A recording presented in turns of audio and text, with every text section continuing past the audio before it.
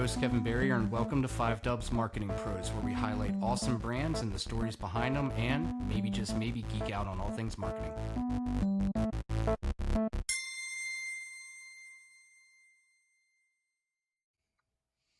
All right, friends, so let's get started. So today's episode is especially exciting because we're featuring 2 remarkable professionals who have been nominated as Salesperson of the Year for MDDC Press Association's 2024 News Media Contest, an honor that's reserved for those that truly run circles around their peers in the world of media sales. In this conversation today, we'll dive into what drives these 2 nominees, how they set and exceed their goals, how they nurture strong client relationships, leverage their deep marketing insights, and stay ahead in an evolving media environment. First up, we have someone from the Baltimore Fishbowl with over 6 years at the publication, rising from Director of Advertising Sales to her current role as Publisher and Chief Operating Officer. She's proven time and time and again that she knows how to deliver results for both her organization and her clients.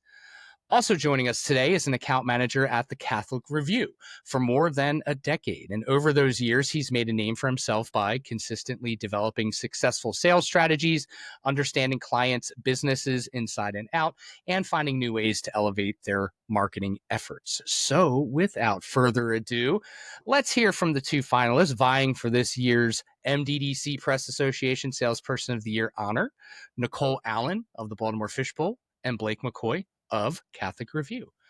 Hello. Hi, Kevin. Thanks for having us. Yeah, thanks for taking the time. I know in our world, time is few and far between. So thank you both for finding the time to chat with me. We're kind of 3 peas in a pod here. You know, we all engage in media, news media, advertising, sales, and marketing strategy, and all that good stuff. So I'm super excited to geek out and highlight, honestly, all of the amazing work that both of you have done at your publications. So I want to dive right in. Nicole, I want to start with you. Can you first, for those that aren't familiar, if you're not familiar, shame on you. Baltimore Fishbowl is amazing. Talk to me a little bit about Baltimore Fishbowl, you know, who your primary audience is, and, you know, what your publication is known for in the Baltimore community. Sure. Baltimore Fishbowl, you can find us at baltimorefishbowl.com. It was launched in 2011, and in the past 14 years, we've really grown our coverage. We've really grown our readership. We are a locally owned free news publication, online only. We do have 2 print publications, which maybe we'll talk about later, but primarily it's an online news source. We are known for our feature stories. We're known for our columns. We are known for our events coverage, arts and entertainment. We cover a lot of the local theaters.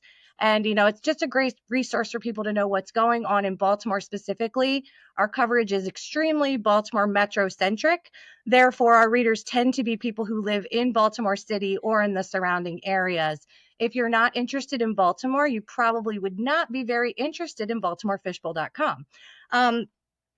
Another thing we're known for is we have some reporters and some columnists who have been in the area for a very long time. We are known for coverage from people like Ed Guntz and David Nitkin, and people like, you know, some newer names to the area like Eliza Worthington and our editor Marcus Dieterle. And more recently, we're becoming known for having Dan Rodricks write for us. We were very pleased that Dan Rodricks brought his column to us recently, and you can find it every Thursday on baltimorefishbowl.com.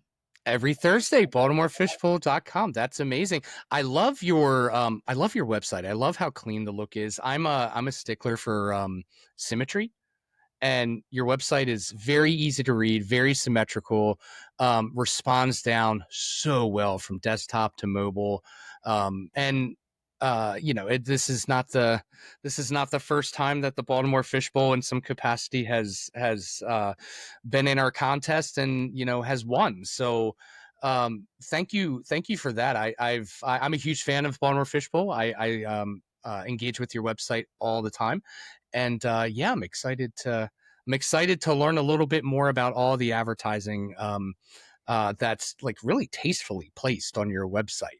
You know, well, thank you so much. Absolutely. Now, Blake, I want to move to you. Can you talk to me a little bit? You've been with You've been with the Catholic Review for a long time. But I want you to talk to me a little bit, kind of same question. Talk to us a little bit about the Catholic Review.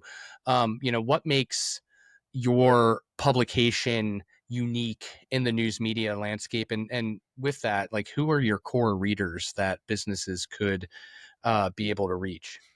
Yeah. So just who we are, what we do. We produce the Catholic Review magazine. So it's a monthly magazine. It reaches a little over 60,000 homes by mail every month except for August. We do a July-August combo. We just found that in the summertime, people are on vacation, and that's just a good month to kind of take a pause and regroup. Um, we have our website, catholicreview.org. We produce two radio shows. We have a Spanish radio show and we have an English radio show, and both of which are well, actually, the Spanish is just a podcast, but the radio show is also archived in a podcast version. And then we do a bi-week or twice weekly newsletter. We do an annual Catholic directory, just kind of archives everything in the Catholic Church in Baltimore, in the Archdiocese of Baltimore. Um, and then our readers are really it's Catholic families, but from an advertising standpoint, it's just families. They are Catholic, but religion aside, these are still people that go shopping and go out to eat and that kind of travel. So we're mainly hitting families. Got it. Yeah. And so, and I think in addition to that, as you're looking at families, you're absolutely right. Whether whatever the religious affiliation of a family is, they are still a family and they still need goods and services that can be served by businesses in the community. And I think I think innately now I get the Catholic Review every month. I am I'm a good old practicing Catholic, and I think there's a degree of when there's that themology or niche in a publication like that, I think it further increases the propensity of audience that you reach in terms of how they're engaging in the information. Your publication is mailed. It's delivered conveniently to us, but when people think about kind of like direct mail publications, businesses may think about like, well, where does it go as soon as it gets out of the mailbox? And I think, with the Catholic Review, it's going on the kitchen table and to be read, and then on the coffee table, and then to be read some more. It's a highly engaged audience, I think. And I think to me, that's something that as I'm buying media, these are things I'm looking for. And, that I've looked for from you as I've bought, some advertising from you guys in the past. So love your product, love the work that you do. You can tell the time and energy that's put into it. So thank you for that. So Blake, talk to me a little bit about, like, you've been in, so from what I understand, you've been in sales for a long time. You've been in media sales for at least 10 years that I know of. Talk to me a little bit, like, what initially drew you to get into news media sales, and like what keeps you passionate about it? That's a loaded question, I know. I would say what got me into my current job at the Catholic Review was probably not much different than most people out there. I just needed a job. Yeah, Uh, fair enough. I came out of college and I worked at Enterprise Rent-A-Car for 6 years, and they give you the tools. What's the line from was it Step Brothers? They give you the tools to run your own business. So That's right. I learned. That's I right. got a crash course for many years in sales, quick sales though, very short sales, and customer service. And um, the time came to move on, and so I found the Catholic Review, and I've been here since. Um, I do. It's a different type of sales because it's not talking about enterprise. If you don't know, pretty much anybody that's rented a car before, you go outside and they're going to try and sell you up into a bigger car and sell you the insurance to take care of you while you're driving the rental car. It all happens in 35 seconds. And so you learn the value of people's attention span when it comes to sales being very short, and you got to make your point quick. Then you move to media sales, and it's a little bit more long term with a lot of these projects where you kind of have to follow up and work with people, and they're not standing there ready to buy something. They're looking ahead and they've got budgets they got to stick with.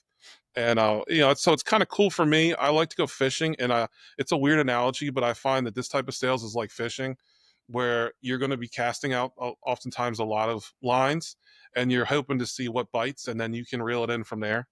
Yeah. So there's a little bit of kind of a game to it in that sense.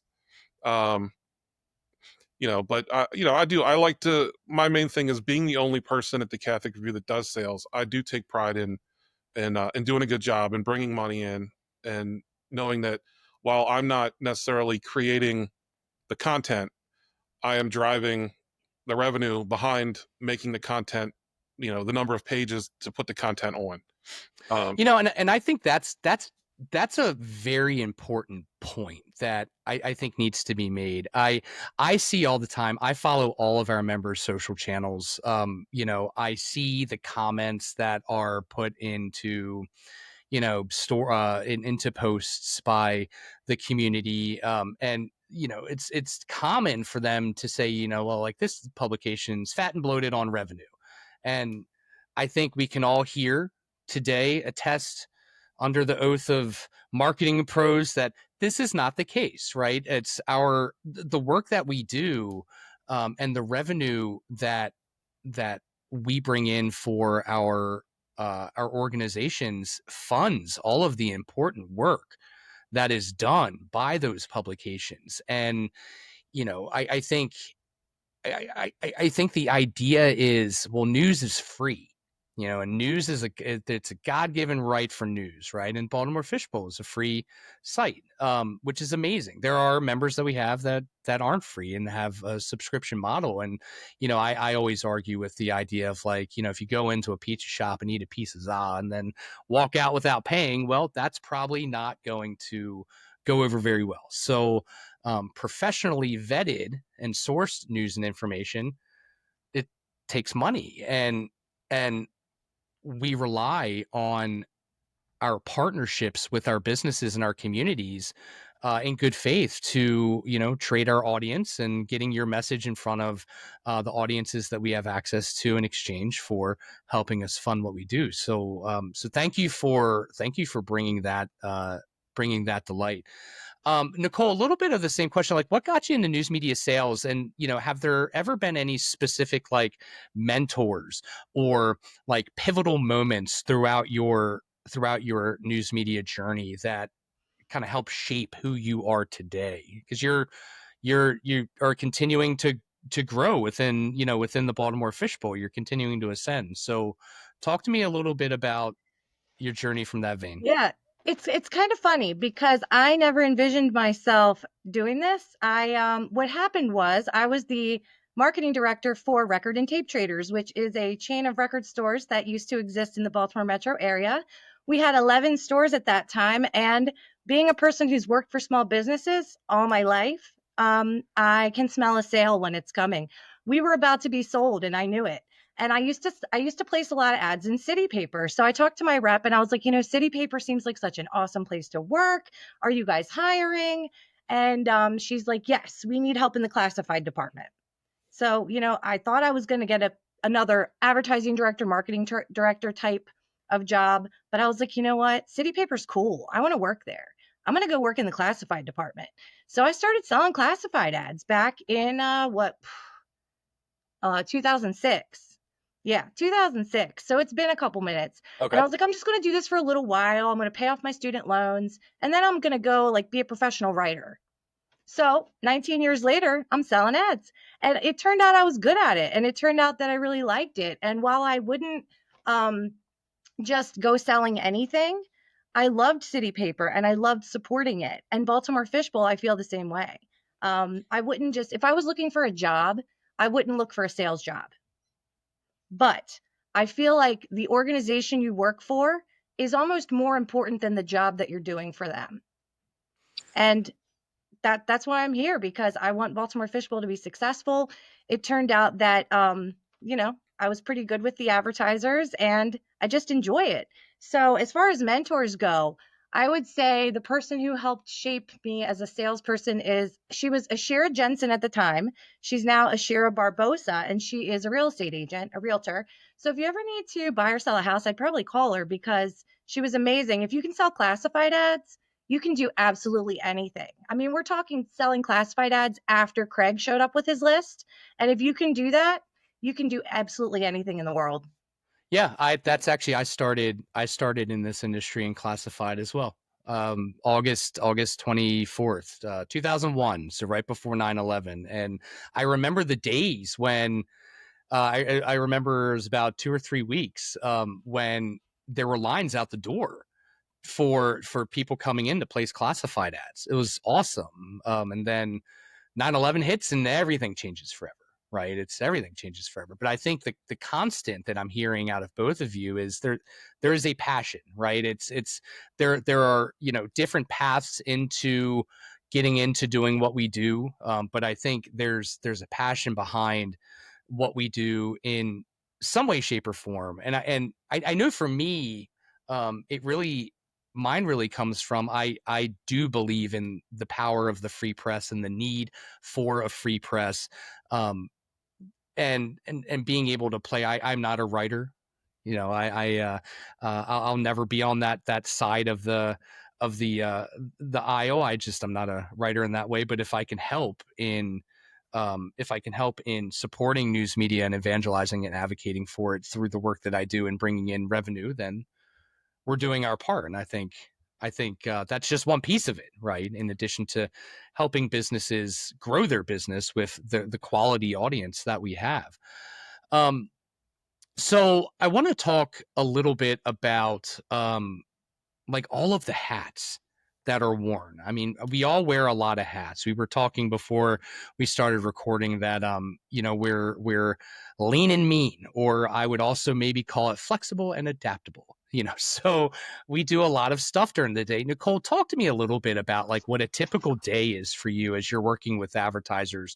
Like how do you prioritize time management is an art in our world, in and of itself. How do you manage that time, um, you know in in addition to all of the other stuff that you have to do? Like, what are the tips and tricks? Are you like are you leveraging AI? Are you just leveraging no sleep? Or what's the secret sauce? I'm actually leveraging my OCD, which comes in very handy. Okay. Um, so I have a lot of lists. I have a lot of reminders. I have a lot of Google Docs, a lot of spreadsheets, and I am always looking for inbox zero. And I think that's the key to my success is if an email has been addressed, it is in a folder or it is labeled. It is not in my inbox. When you have a clean inbox, your life is better. You don't miss things. Nothing gets buried. You respond to people quickly, because if you don't respond to them quickly, you're going to have that email in your inbox, and that's terrifying. So you need to address that email and file it away because it's been finished. So I think organization is the key, and also understanding when is the best time to do certain things. If it's Monday at 8 o'clock, I'm not cold calling. If it's Friday at 5 p.m., I'm not cold calling. Those are times when I'm handling administrative tasks, and just trying to figure out, there are all of these things I need to do that are not dealing with the clients directly. When's the best time to do that, so that the times that are good to reach out to them, I'm available to do that. So I think just thinking about when is the maximum, how can you be getting the maximum productivity out of the hours you have by strategically doing things at the right times. I think that's a great point. I think you would have a heart attack if you saw my inbox. I feel I like probably so. would. It's so I was on I was actually on a client meeting. I was sharing my screen, and great clients. We have we have the ability to be able to joke back and forth. And one of my clients were like, what's really bothering me is that, because you could see like on my doc, the little red bubble, above this was for my text messages, and he's like, you have 181 unread text messages. I'm like, well, yeah, I guess I do. I'm like, so for anyone that I did not respond to, I apologize. But Blake, talk to me a little bit, kind of in the same thing. But I think for you, um, Blake, I'd like for you to talk a little bit about how you approach working specifically with your clients within the interests of keeping them happy and keeping them whole. Clients are always, there's a lot of education that we have to do, right? A client's going to say, hey, I placed this ad in your publication. How many people walk through my door because of it? And that's a hard answer to give, right? It's metrics don't operate in that way. So there's an education issue there. How do you navigate working with clients so that you are maintaining honesty and integrity and a win-win partnership that continues to have them, coming back and advertising to your audience?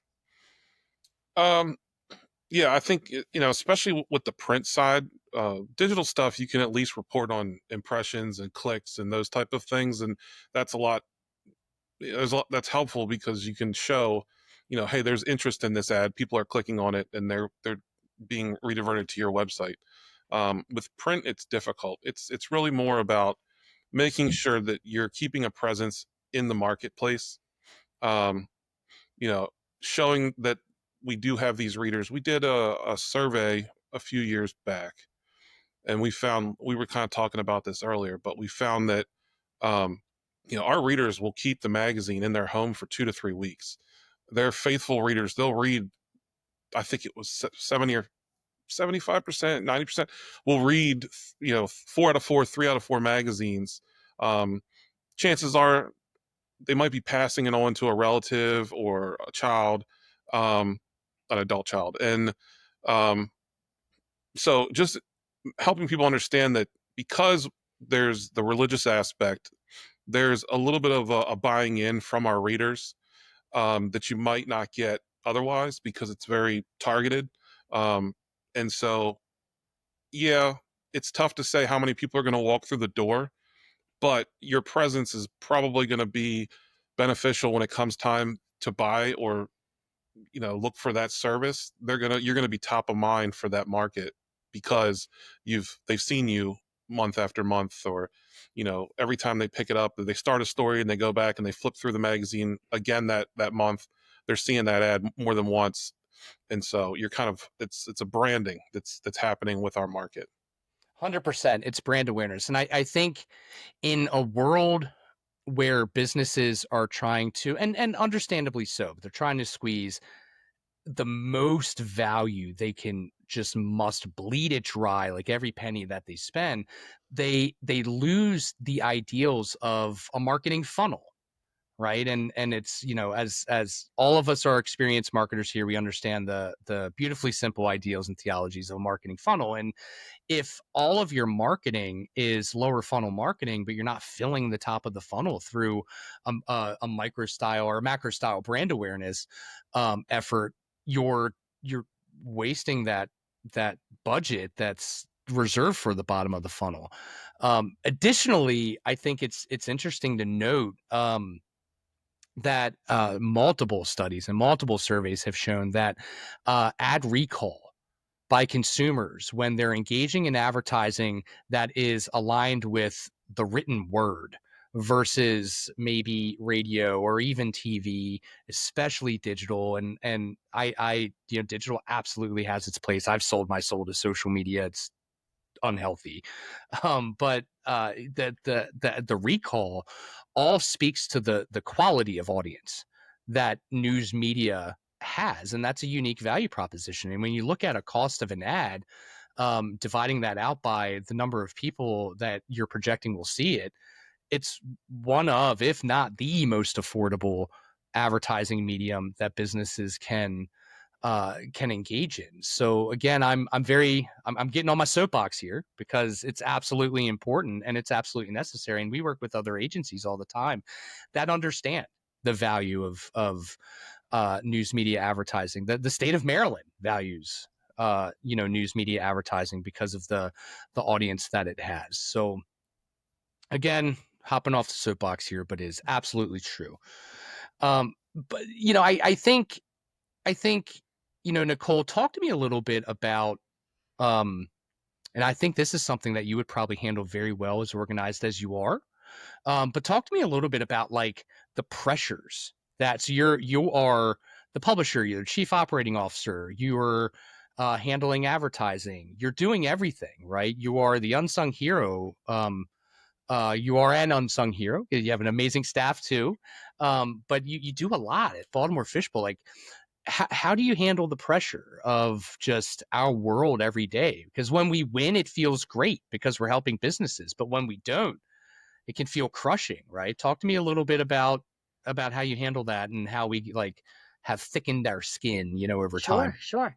Well, believe it or not, it does become a little stressful at times. And you do feel that weight sometimes, especially when you are in charge of a very large percentage of the revenue. And you know that your coworkers are relying on you hitting those goals so that everyone can continue to work in this wonderful place. So that's always in the back of my mind. But for me, it's this little thing called sales karma, and I believe in it. And I believe that if I'm hitting a wall and I'm having trouble and we have a big goal to reach, if I just keep emailing people and calling people and trying, even if I don't get a single sale from any of those people that I'm reaching out to that day, sales karma will bring me something. If I put the work out there into the world, if I put the hard work out there, something will come back to me. And for the past 19 years, it's worked out pretty well for me. I just realized that we're always adapting, that the advertisers don't owe me anything. They don't owe me the sale. I am grateful when they do decide to work with us, but I can't take it personally. And I'll just keep tapping gently on that door here and there until they realize that maybe they should talk to me. But I'm never forceful. I'm never pushy. And I find that nobody wants to be sold. And the minute they smell that you're trying to sell them, you're lost. Your credibility is lost. So the most important thing is I would never try to sell a Baltimore Fishbowl ad to someone if I would not buy that ad if I were them. And I think my experience of being a marketing director and having my phone ring off the hook all day long, sometimes with 5 different reps from the same place, and I'm like, wow, are you guys multiplying? Like, what is going on here? I know what's obnoxious and I know what doesn't work. So I think that's been extremely helpful. Yeah, so I'm a media buyer, so I get a lot of those. I get a lot of those calls, and I think what you said is absolutely brilliant. I actually, my esteemed ED may hate. I hate the word salesperson because we're not. We're marketers. I'm a marketer. That is what I am schooled in. That is what I know, and that's what I understand. And a portion of what I do, or what I have to do, is I have to pitch my idea. I have a great idea for a business to help grow their business, but I need to pitch it. And in that, there's a sales element to it. But when you're overtly selling, like all of our competitors are doing in other media industries, it desensitizes businesses. So I think you're absolutely right in saying that, as you're going in and you're talking to a business, if you're trying to sell them, it's at best transactional. Whereas if you're trying to partner with them to alleviate an obstacle they have or solve a problem that they have, now you're becoming a trusted advisor. And that's our goal. If we can become a trusted advisor for our businesses, we've done our job. Blake, talk to me a little bit about how the Catholic Review sets themselves apart from what they offer compared to your competitors. And it could be in broadcast, it could be in radio, it could be in digital. Like, what is that unique value proposition as you're working with businesses, talking to them about the value of the Catholic Review? Talk to me a little bit about what that conversation sounds like. Just being a Catholic publication, we're the only one in the Archdiocese in the Baltimore area. So unless the church does something bad, you're probably not going to hear much about it in other news forms. So if nobody's really covering, we cover local stuff, we cover stuff across the nation, we cover stuff internationally, we cover a lot of things because of Rome. And so anyone that's looking for that type of Catholic coverage is really only going to get it with us, like I said, unless it's controversy. Because then if it's controversy, you can find it anywhere. If But it bleeds, it leads. yeah, Yeah. so, um, So we do have, like I said before, our audience is really bought into that because of that. It's a part of who they are as a person, and we're just delivering that news. And so we're really the number one and only game in town to find that type of content, and that does set us apart. So Yeah, no, it absolutely does. It absolutely does. Great, great. So I want to move on to the evolving landscape of our world. It is it seems to ebb and flow and evolve like waves in the ocean, right? Uh it's and in the interest of trying to remain flexible and adaptable with that, it can probably feel a bit exhausting, right? Nicole, I want to learn. So Baltimore Fishbowl, by and large, is a digital only publication. You mentioned you have some print publications, but for your website baltimorefishbowl.com, talk to me a little bit about how you're positioning yourself in this changing digital environment, right? Because even websites that are with the times, right, always still need to remain flexible and remain adaptable and do a lot of things probably behind the scenes that a typical reader wouldn't even know that Baltimore Fishbowl is doing, just in the interest of being able to provide the best product and service possible. So talk to me a little bit about how you're kind of navigating that changing digital landscape. One thing that we found very helpful is we've done some readership surveys, and we have gone to the people who are coming to our website on the regular, and we're asking them, what do you like? What do you like about what we're doing? What do you wish we were doing more of? Is there anything that you don't like? So, with their input, we have tried to expand coverage in certain areas, particularly events. People love the events coverage. And so, in addition to our weekend events column, we've just added a few months ago a monthly events column where we can give people a little more advance notice about things that are coming up. Our editor actually just launched another monthly column that is local theater productions to see, which is fantastic. And that is something that is helpful to our audience. And it's also helpful to our advertisers. We don't include our advertisers in that theater roundup because they're advertisers, but we do include them because they are theaters. And so that's helpful to them. It's helpful to our readers. It's helpful to Baltimore, just, with some of the news coverage not tending to be positive. It is really nice for people to be able to come to our website and see, oh, remember, these are the things we love.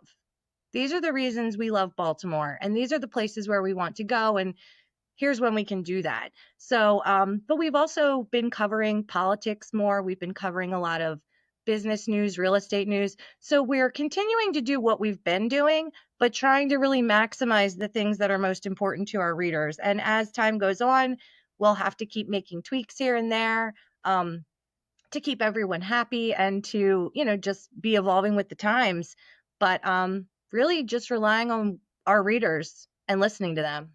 That's beautiful. It's so beautifully simplistic. I love it, right? Because there are so many instances, I think, where businesses as a whole, let's just even say businesses as a whole, even outside of media, if they're serving a consumer, sometimes they're looking at themselves from the outside in versus just asking their audience or asking their customers, how are we doing? What would you like to see? And I think for you in doing that, what it sounds like is that it brought to light the opportunity for diversification and coverage, right? Like, who would have thunk Baltimore has a huge performing arts scene, right? That unless you're in the city, you probably don't know that it exists. And that's, performing arts, as an example, it isn't getting holistic coverage everywhere, right? So I think you're hitting this need not only to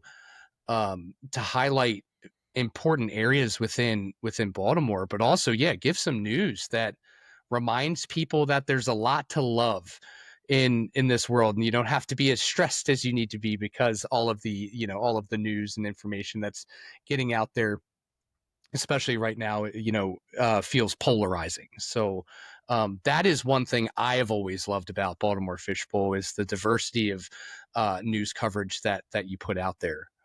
It's amazing to see. Like, for example, so I have Baltimore Fishbowl up right now, and beautiful advertisement right at the top for the Sea Beyond Festival, for Maryland School for the Blind. And that it's an amazing event. We actually had Maryland School for the Blind on a past episode to talk about the Sea Beyond Festival last year, because of how amazing the event is, and you being able to provide them your audience, so the community can understand really what it means, Yeah, and to we're be also blind. sponsoring the event, and if you Okay, haven't awesome. gone, it's a really wonderful event. I took my sons to the event. They loved the interactive and accessible playground.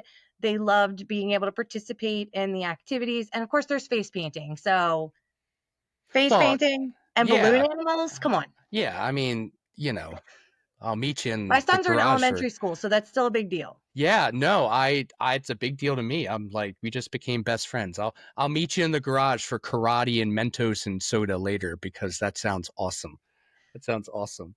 So Blake, I want to talk a little bit about kind of same question, and since by and large, like, you have an audio presence, you have a digital presence, you also have a print presence that's going out to 60,000 readers uh, uh, every month. Kind of same question. Talk to me a little bit about the trends that you see shaping the Catholic Review's advertising approach over the next few years. What's the Catholic Review doing to continue to be flexible and adaptable to serve up news and information to their audiences where they want to see it? Yeah, I think we've kind of gone through that just in my time. When I started, before my time, it was a weekly newspaper. Then it was when I started a bi-weekly newspaper, and we've evolved into a magazine format. It's monthly. Um, and I think right now, going to church is something that um, maybe some of the younger crowd doesn't do as much as their parents, and certainly not as much as their grandparents did. And I know one of the focuses that we have is trying to bring content forward that's going to bring some younger people and some younger people back in, and kind of um, showing them that, like, yeah, it's okay, it's cool to go to church too. Like, you can, make this a part of your life. It doesn't have to be, necessarily maybe as stuffy as it was when your grandparents did it. You can make it your own thing. And trying to, you know, find and bring in some kind of younger um, readers. At the same time, the church is trying to bring in younger people into the church, because as people die, you need to have people growing up, behind them. Um, and so I think that's kind of one of the things. Our social media stuff has taken off, and we have someone that works really hard with that. We kicked around the idea of creating a studio. I'm not sure where that's at right now, but I know it was in the talks. It was an issue of, I think, finding some space for it. Um, but uh, but yeah, I think that's, the main focus right now is trying to come up with ideas and stories that are going to draw in a little bit of a younger crowd. Yeah, being able to introduce the ideas of even what it means, like what it means for someone to go to church, right? There's a very different meaning for our grandparents versus our parents, and even for us. And I think there's always a start, um, in within the Catholic Church, to introduce the Catholic Church to a younger audience, right? It's just, that's the nature of any organization like that, right? It's you want to be able to spread the positive word. So that, I think that totally makes sense. That's great. So I want to, as we're starting to kind of wrap up a little bit, I want to look ahead, um, which this will be a bit of I suppose a bit of a loaded question, because no one knows, right? It's, again, the landscape is changing so quickly, um, so we have no idea what's happening. In the land of digital advertising, Google continuing with its battles with monopoly, right? And how that will change the landscape, how AI will change how people search for your news and information. I could speak hours about that.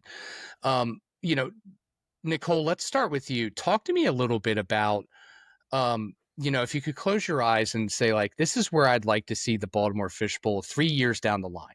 Like 3 years from now, kind of here's the Yeah. idea and here's the plan of what I want to see the Baltimore Fishbowl continue to grow and evolve into. What does that look like for you?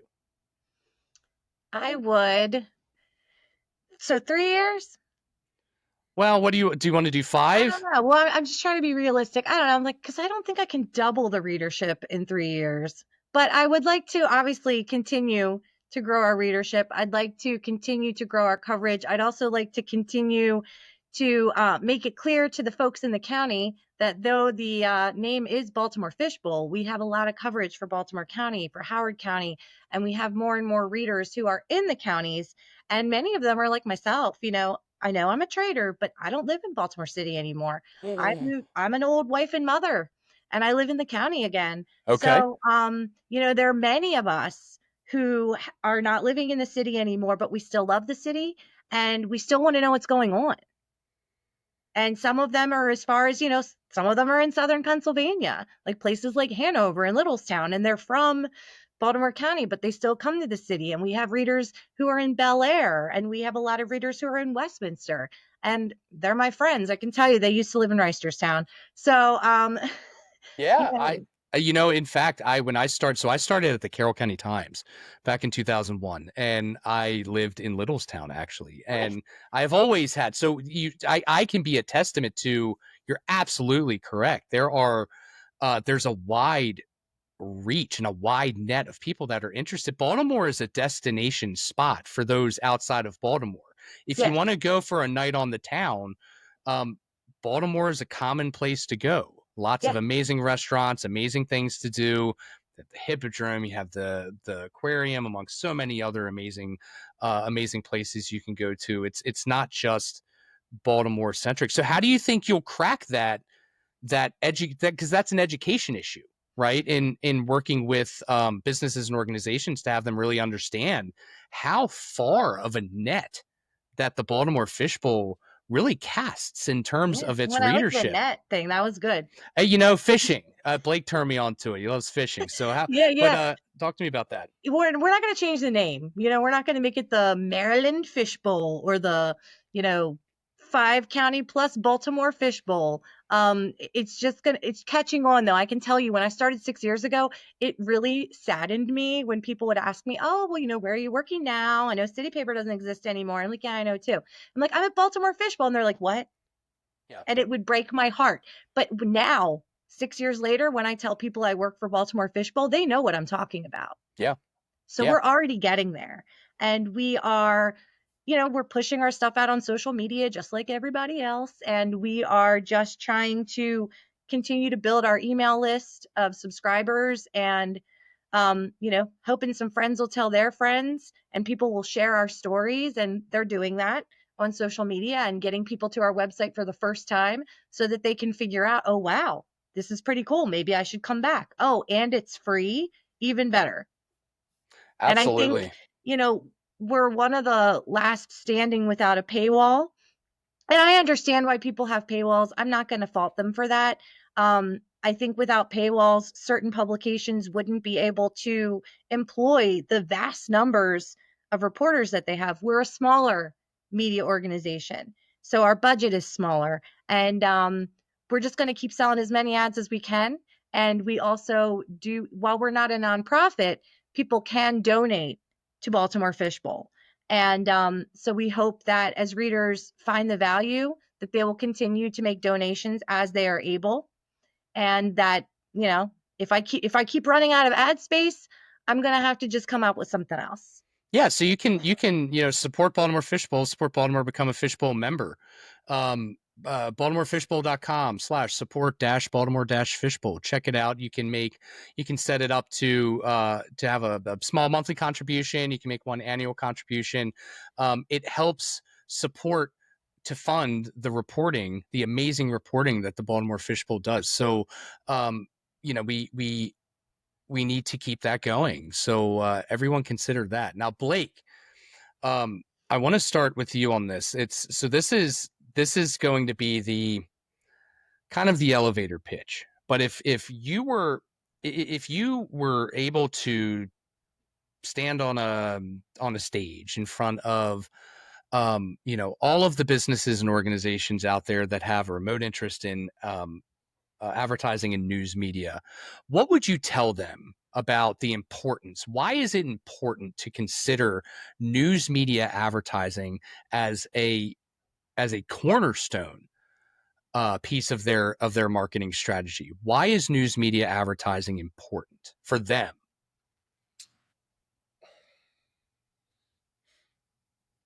I'm Uh, putting you on the spot here. I know yeah, a that. little I bit. know that. I mean, I just as far as our Catholic Review news media goes, like I Yeah. said, it's we're one of the only people in town you can get the information from. So if you're interested in news relating to the Catholic Church, what's going on in the Archdiocese of Baltimore, what's going on in Rome, from a local standpoint, we're the guys for that.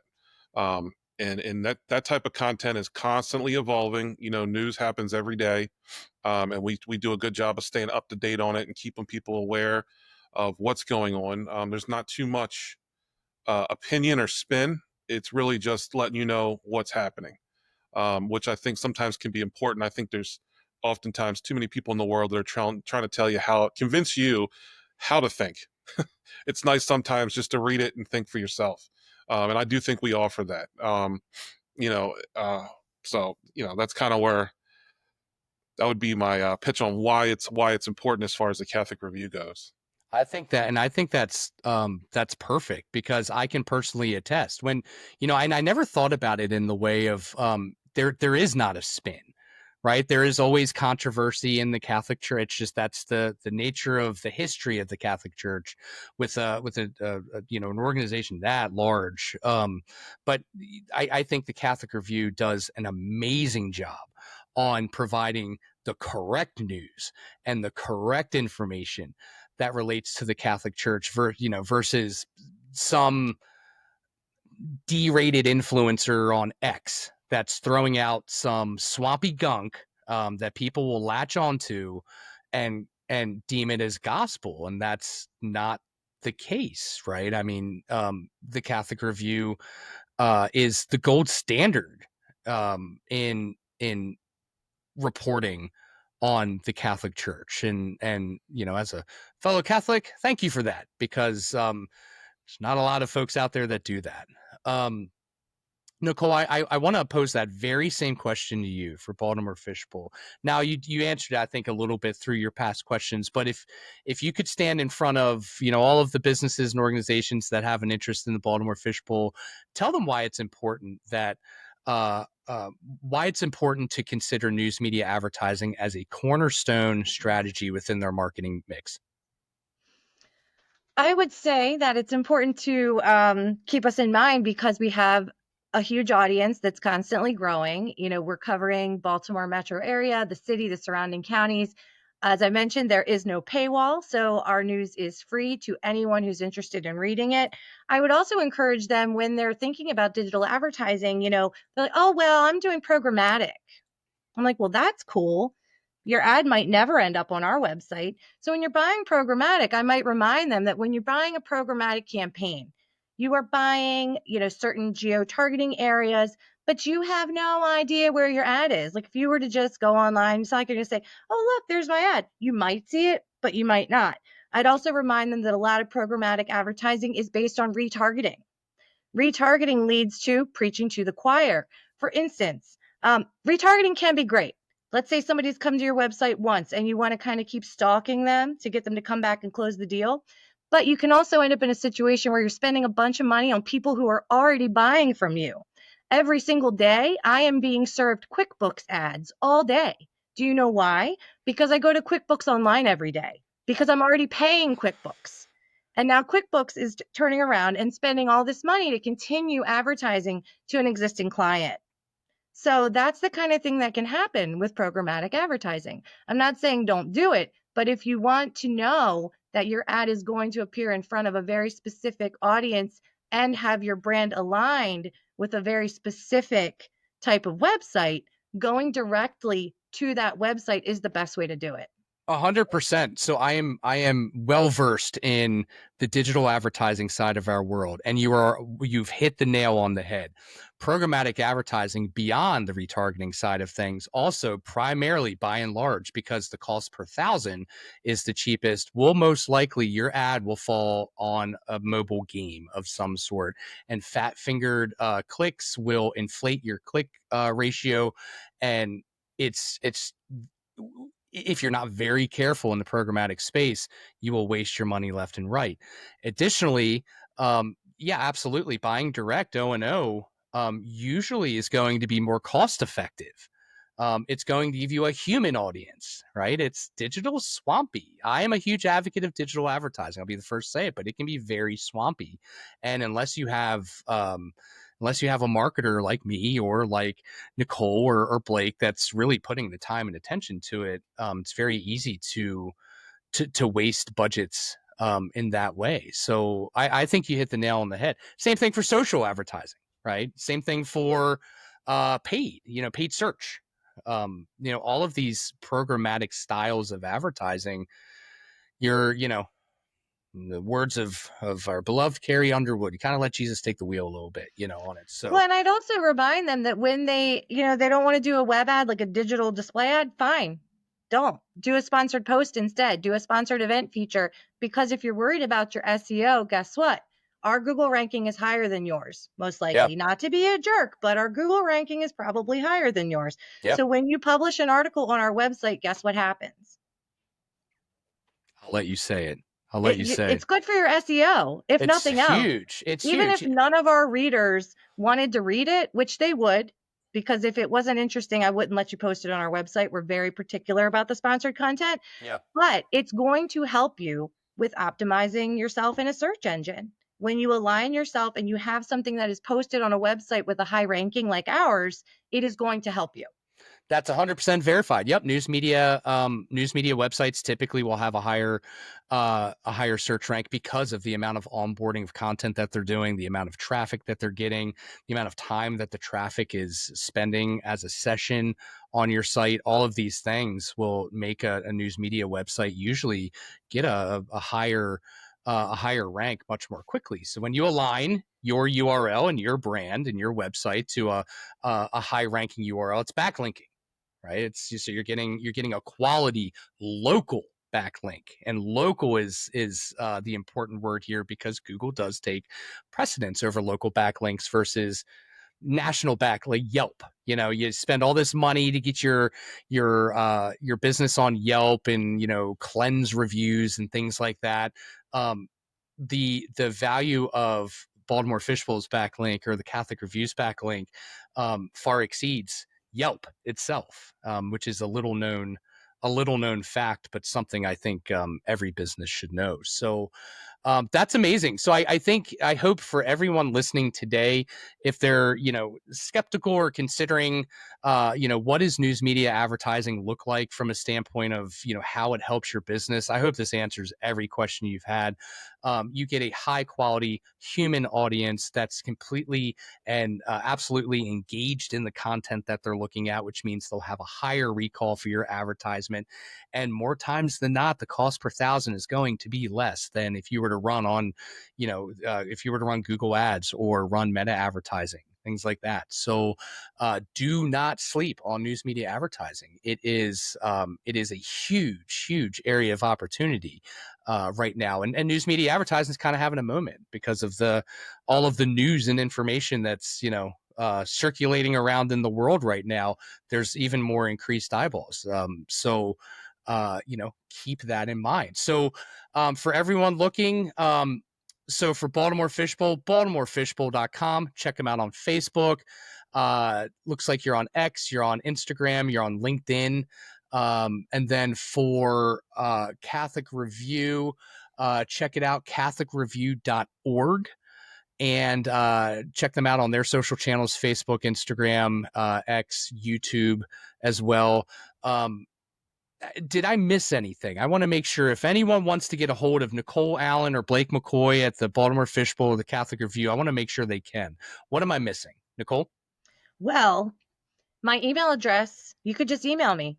It's Nicole without an H, Nicole at baltimorefishbowl.com if you're interested in finding out more. Or you could email advertising at baltimorefishbowl.com, or you could go to our website and click on the thing that says advertise and reach us through there. Boom. Makes it easy as pie. What about you, Blake? Yeah, same email, bmccoy at catholicreview.org. And then the easiest way is just if you go to the website, there's an advertising tab. Click on that, you'll find me.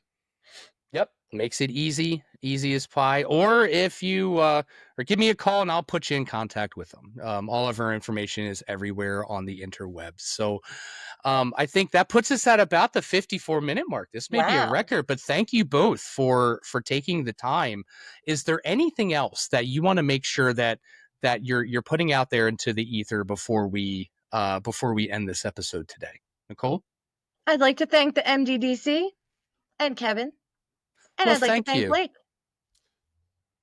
What about you, Blake? Yeah, thank you guys. I appreciate it. I've never done one of these before, so I assume this is it's pretty neat. And I just want to also thank the guys George Matisak and Chris Gunty on my team at the Catholic Review for nominating me. I really appreciate that. Shout out to yes. George and Chris. Blake, you are so much kinder than I am. I should probably thank Susie and Marcus for nominating me. Thank you, Susie and Marcus. Thank you, Susie and Marcus and George and Chris and all of the amazing people at the Baltimore Fishbowl and at the Catholic Review for all of the amazing work we do. It's by and large usually it's the unsung hero type of work that we do in the world, but it is absolutely an important piece of honestly, of democracy. So I think with that is everything. Check out baltimorefishbowl.com, catholicreview.org, all of their social channels, email, call, advertise, support. It's incredibly important for what we do in our individual communities. And I think with that, thank you both for taking the time. I really appreciate it. I hope this was fun. And until next time, see ya. See ya.